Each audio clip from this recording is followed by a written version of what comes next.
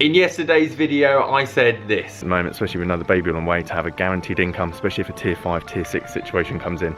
And what I didn't realise, it was going to happen 2 days later.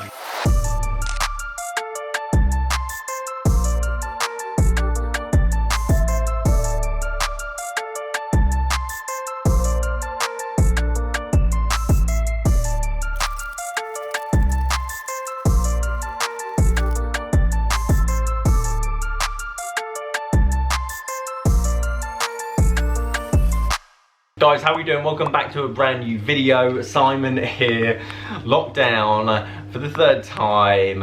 Here we go again. And these clubs here were going to be a great video out on the golf course where we're going to hit some shots on the GC2 and compare them to some newer ones, but unfortunately I can't do that now for the foreseeable. 6 weeks minimum, could be longer, but I still want to ask the question: damaged clubs. The more dents, the more marks, the more the sweet spot's worn out, scratches, whatever, how much does it actually affect performance versus the kind of deal you're going to be getting? And if you aren't inclined on aesthetics and you don't care about sky marks, should you go and buy clubs that have been pretty much battered? Because you're going to get so much better of a deal. These are half the price, 60% off the price what they're going for at the moment on eBay, purely because they've got a few dents and dings. And for us guys, even myself that plays to a semi-good level, does it actually make that much difference? But before I open these up, I do want to give you guys an update. This is my third lockdown now. I think I'm a lot better and wiser of what to expect. I'm not going to be just shoving content out for the sake of it. I'm going to kind of plan the content to actually be somewhat entertaining and engaging. I.e., majority of them are going to be golf club refurbs, secondhand golf club advice, what's in your golf bag videos. That's kind of the stuff that I can still produce to some kind of good quality, but at home.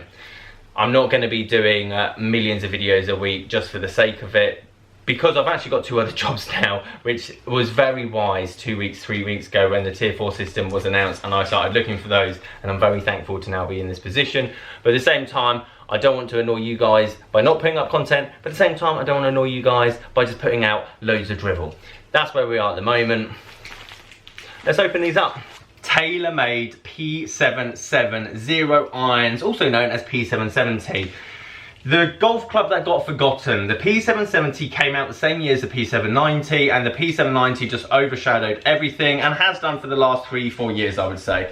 The P770 basically got put to the wayside. TaylorMade just basically abandoned it, and you will now know the P770 as the P760. It's just a rebranding. It's exactly the same club.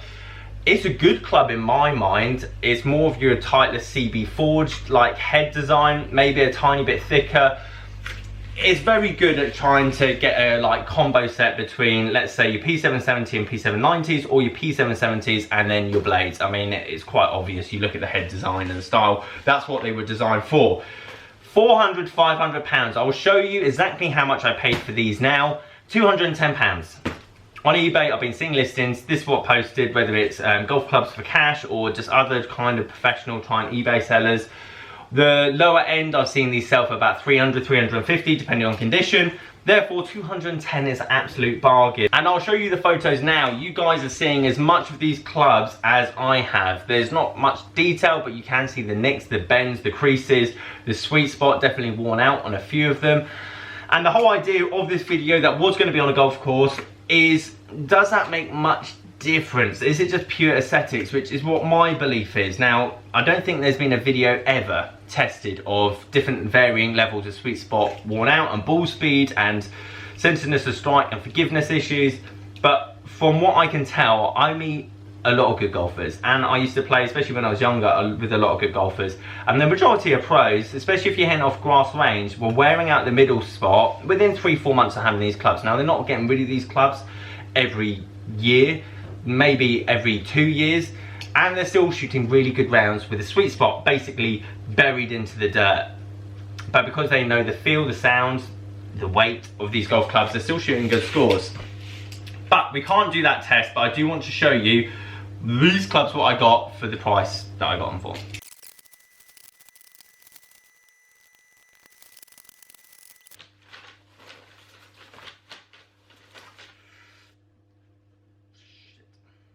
Editing Simon here. I'm just editing through these clips now, and I just love the way I'm looking at the Stanley knife as if it's the fault of the blade itself. Anyway, I thought I'd just leave that in there. I was going to edit out, but now if I've got a plaster on for the rest of this video, well, you now know why.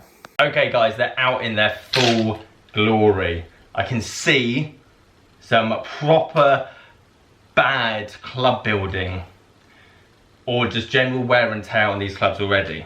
But could you still play around a golf with these? Yes. Will they still give you a high level of performance compared to a brand new set? Yes. But let me just show you a few of the elements and the reason that I probably got these at £210. At number one, we have a hosel that looks like it's been put on by my daughter Blake, who is 1 year old. In terms of the hosel, or let's say the ferrule itself, that's not really a major issue. The only concern I have with that, or any clubs, the reason that I always look down grips, I like this when I get them.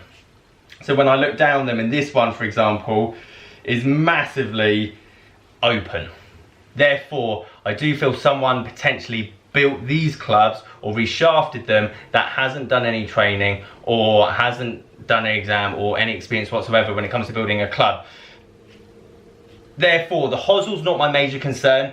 Yes, it doesn't look great, but it's not necessarily going to make a massive difference to the actual performance of the club. What I am concerned is, how far does that shaft go in? What glue did they use? Did they use the right amount? It looks like they've then tried to get it back out, failed, so then just decided to leave it there. These are the things that I'm concerned about, especially when I'm buying second-hand clubs, and especially when I'm buying ones that are silly cheap compared to what they should be. Another example, we've got grip here that is split at the top end as well. So again, it's just when I look at these, which way, and that's grip's been put on the other way around. This grip as well has basically been chewed off from the top half. They've just, I don't know if the dogs had that one, because the grips in terms of condition aren't actually that bad. Like, they still got a bit of life left in them.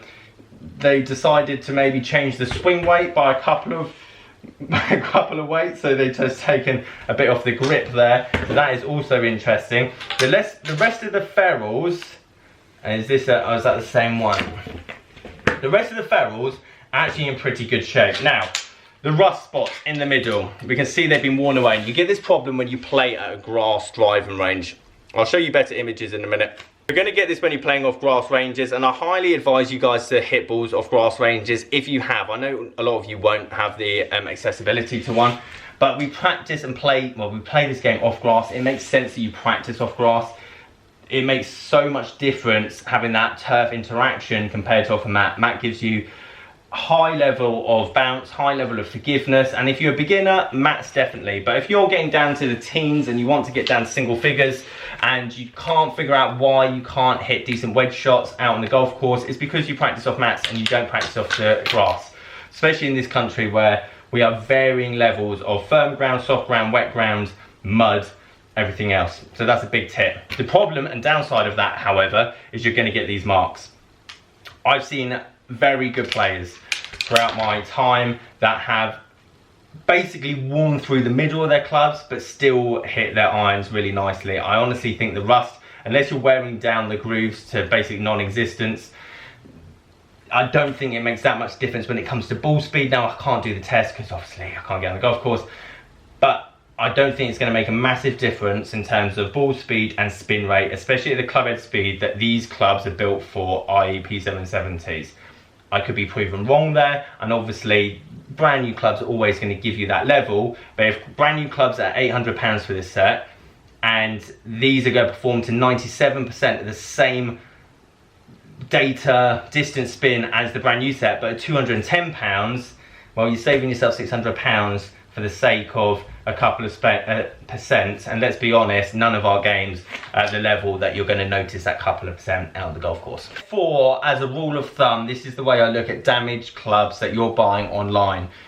Wedges, irons, yes, unless they've got a crack in the face, especially cast iron, because cast iron clubs, majority of them are hollow, all of them are hollow, therefore everything in terms of the head design, mechanics, ball speed is then basically at risk. Forged clubs, very rarely you'll have a split in a forged club, mainly because it's one solid block of metal. Therefore, if you're buying forged, I would say the more aesthetic damage, nicks, everything else, you're probably going to be better off. Cast iron, it's kind of hit and miss, but you're going to have that risk regardless. You could buy a gleaming set of clubs, cast iron, forged, whatever, and then they crack on you. That is the gamble, unfortunately, at second-hand clubs. Woods, hybrids, anything that's graphite, anything that's composite, anything that is hollow, and we are talking drivers that have got extremely thin faces. I don't think you guys realise how thin these faces are, and the crowns, if there's a small hairline crack, if there's a dent, if there's any damage to the face, crown or sole of a driver or wood, don't touch it. It's pointless, because that's only going to get bigger, that's only going to get and cause more damage to that club itself. So here's my advice: if you want to save money and you don't really care in terms of aesthetics of a golf club set, irons and wedges, by all means, the more run down, the better price you're going to get. Obviously, if you can get a nice brand new set for the same price, then it's no question, go for that. Woods, drivers, hybrids, stay away from, and that was kind of my video idea out on the golf course. Trying, testing, comparison, brand new set, old set, any difference. Same with the woods, and I think you would have seen that in the data, because I have tested it in the past, but obviously not recently. That is my general idea about damaged clubs. So guys, there you have it. Thank you for all the support on the channel anyway.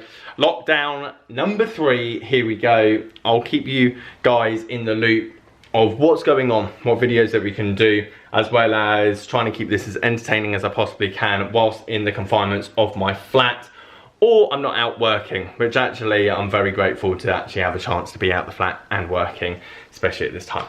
Guys, if you wouldn't mind leaving this video a like, subscribing if you're new, catch you guys later.